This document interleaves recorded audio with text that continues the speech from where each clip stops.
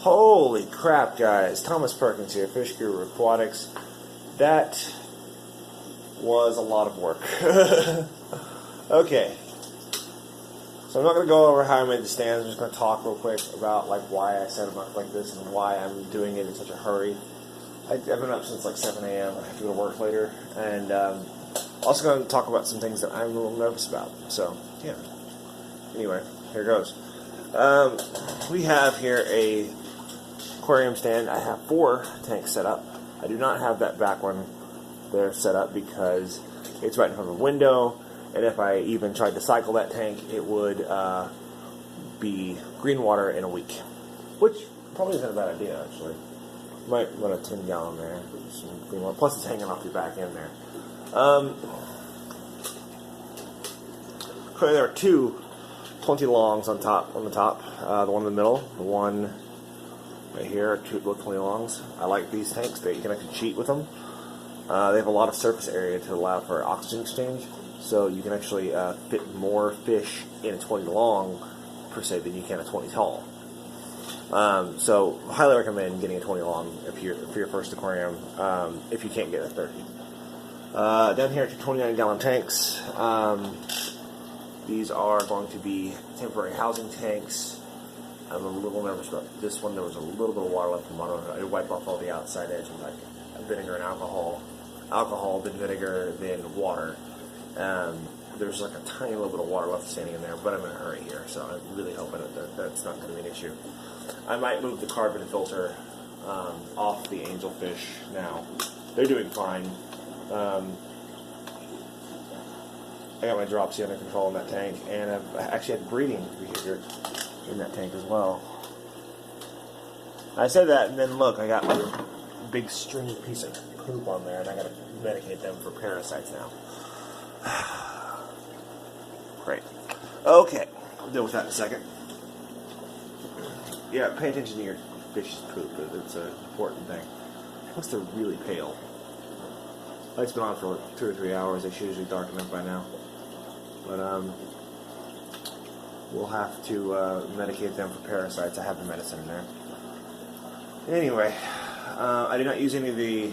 I had to do quick 1-day cycles on all of these tanks. So I had to... What that entails is taking... You see here, I got a big filter media bag right there.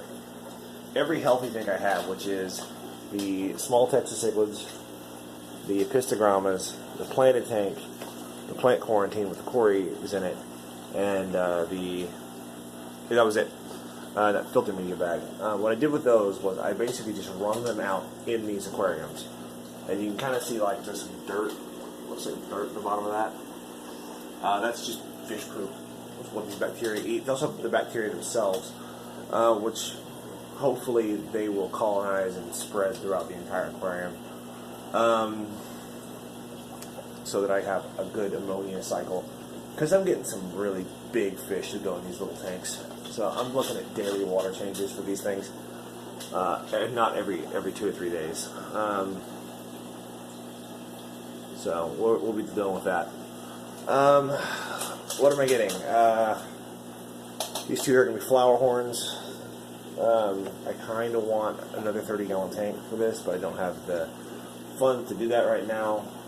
I don't have the 60 over here yet. It's still at Elliot's house.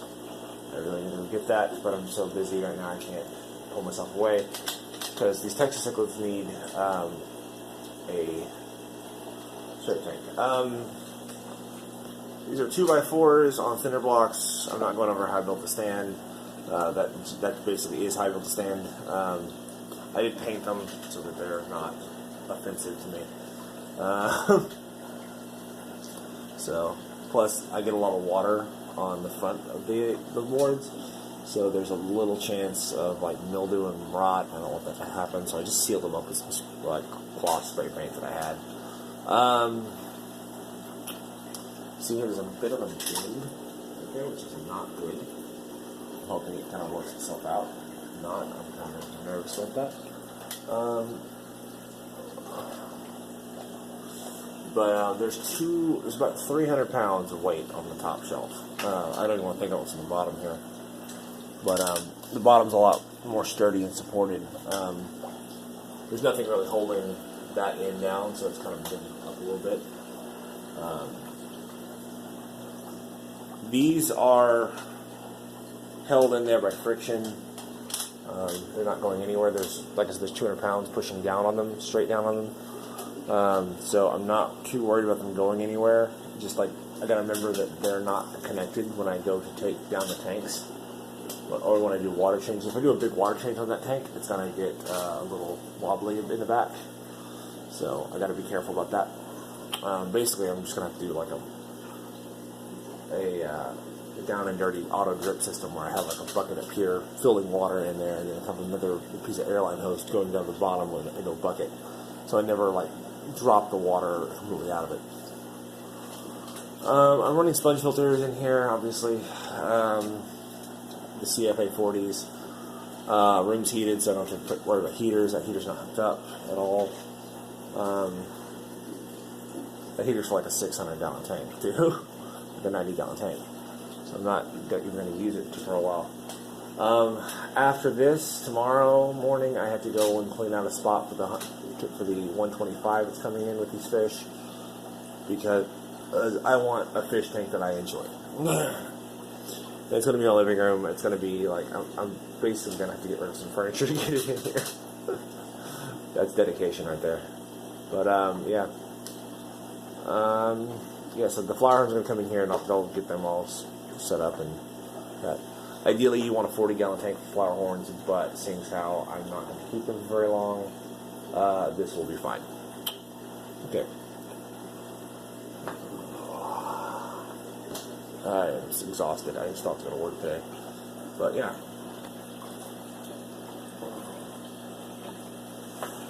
I have another 60-gallon I can use for if I have some problems in here, but I don't have a place to put it right now. So we'll have to just figure that out. But the 90, the RO filter, the reactor that I have, that's all going with this guy. And yeah, should be fun.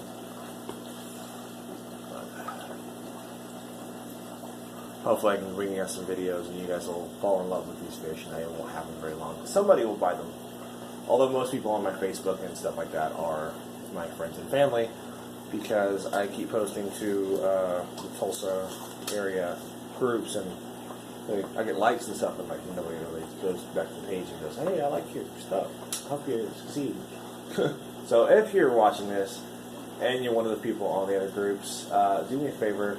Like, share, subscribe. As soon as these fish are out of quarantine and I feel like they're healthy, which they're coming straight from a tank, but it's almost an hour and a half away. So we'll see how that goes. This is November. I don't know what the weather's going to be like tomorrow. 5 o'clock. But, I'm not super happy that I have to leave these guys set up like this and walk away, but I have to go to work later. So normally when I set up a tank, I like to observe it for like a couple hours, make sure it's not going to go and fall apart on me or like that. But I don't have that option here, so I have to just walk away, leave these things here, go to work, and hope that they're still up when I get back. Because normally what happens is if like I start getting creaking, or I start getting like I start noticing stress on the boards or something like that, I'll just drain the tanks out and like figure something else out. But as far as the tanks are going, you notice there's nothing supporting these sidewalls here, and they're clear bottom too, which I've had time to like painted them, and then this is probably better. Yeah. But they're clear bottom. If I had time, I would have painted them, and also paint the sides, because these things are incredibly aggressive. So I don't really want them attacking each other through glass, but I'm hoping that won't be an issue. Maybe I can slide a paper between these two here. Let's see what we're reading right there. Sorry to tilt the camera like that. I know it's kind of trippy, but just want to show it. But yeah, that's concerning.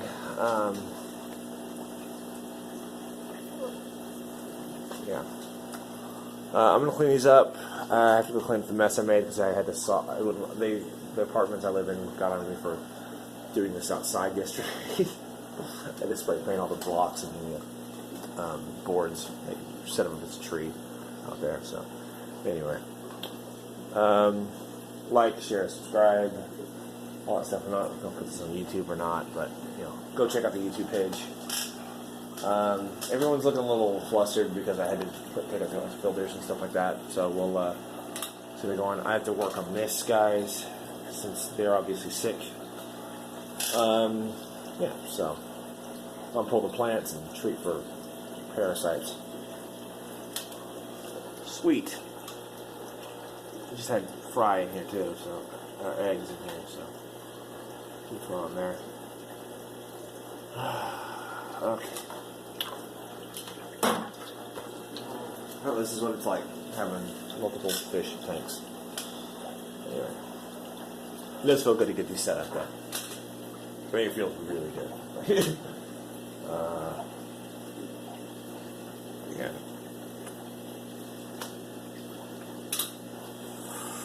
Alright, I'm getting out of here. Let's look at some fish before we go. Oh, the kori's up front. Let's take a look here. Run away! Alright. I got some on this yesterday too. I got the air pump. Oh yeah, the air pump. I got a Whisper 100, whatever. I don't really go over that. It's like industry standard, I guess. A lot of brands uses them all the time. But it seems to be running all 4 tanks just fine. I have the splitter up there. Still a crap ton of duckweed in here. I'm trying to keep it contained, although I already have some in here. You suck. Okay. And this is why I have a giant bucket of water in my floor. Okay. Oh, that's also some valve there. It was kind of rough looking, so she gave me a bunch of it for like $1.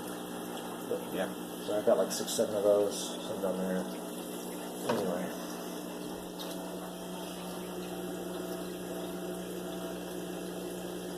No Corys.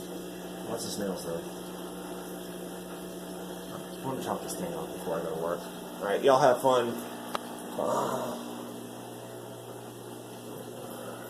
Hopefully I'll show you guys the fish tomorrow afternoon. Like 6 o'clock when they're going to get acclimated in the tanks. So, cool. Alright. Bye guys.